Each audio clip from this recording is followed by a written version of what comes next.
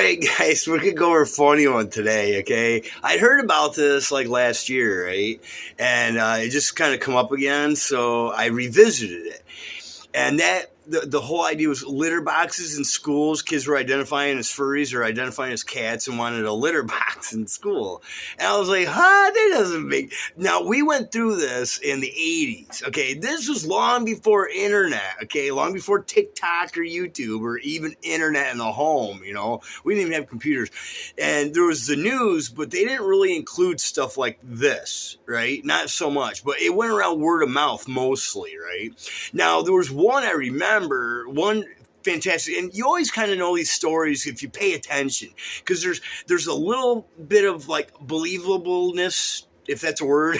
There's a little bit of a nugget of where you can believe in it, and then the other part is completely outrageous. So I always seen the outrageous part. I'm like, that's okay. So like in the 80s, because I heard it again. I knew in the 80s, I was like, that doesn't make any sense, right?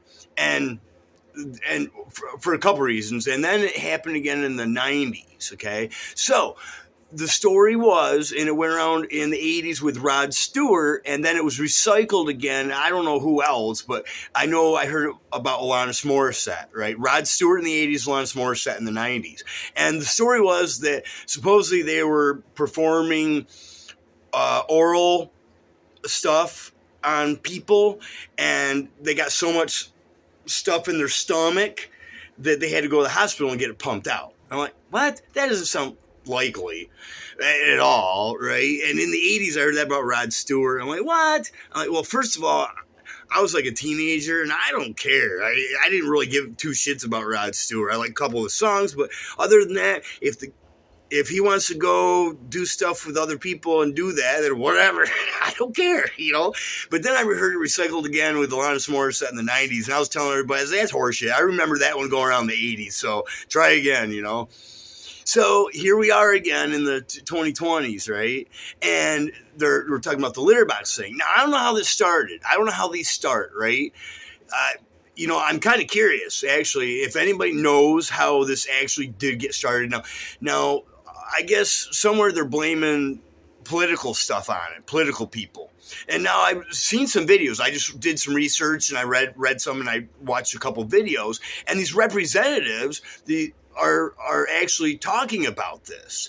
And I don't know if they actually believe that or not. If they actually believe that and they're running the country, I tell you, man, we got some serious problems. Now, if they're spreading the misinformation on purpose, that's a problem too, right? But honestly, I mean, if you're an adult and you're believing these crazy, stupid rumors, then, you're not that bright. And it's funny because, I think it's funny because when people get to be an adult age, they want to say that, kids don't know nothing. Kids think they know everything. Oh, okay. Well, there's a lot of adults, they think just because they quit believing Santa Claus years ago that they know everything too, right? But it's funny that some people really fell into this. Adults really believed the crap about the litter boxes. And I remember adults believing the bull crap in the 80s. And I'm like, are you serious? Are you really serious? Now, this is problematic. And this stuff goes on and on and on. And it just goes on and on and on. And it's just, oh, man.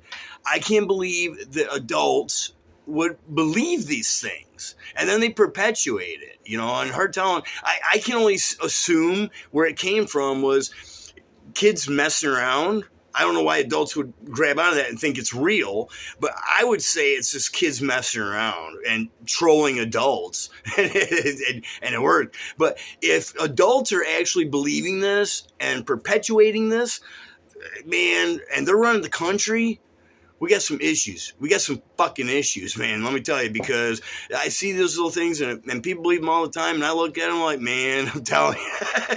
And I'm an idiot. Of course, they don't come back and say, oh, you're right, Tim. No, I'm an idiot. I'm an asshole because I destroyed that and I didn't believe in it. I didn't fall for the crap like they did. So, and that's what people want to do. If they fall for it, they want to get someone else to fall for it too, so they don't feel alone.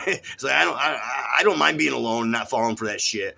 And that goes into a psychology thing that they do. I can't remember what that one's called, right? Where most of the people, they believe in the wrong answer, but a few know the right answer, but they go along with other people that have the wrong answer anyway because they don't want to be left alone. They don't want to be ostracized. Well, I have no problem with being ostracized for not believing bullshit, okay? Thanks.